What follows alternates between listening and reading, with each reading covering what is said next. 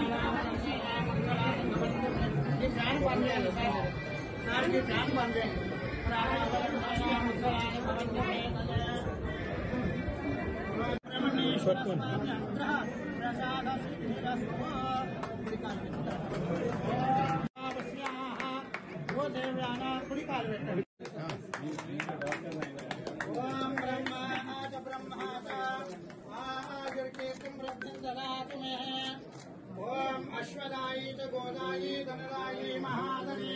धनं मे जुषतां देवी पिब सोमं पिबत पुत्रः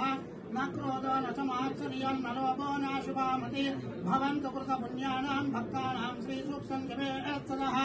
ओम सदावदन्तेन श्रुतमानं भवति शताय पुरुषावेन्द्रियेण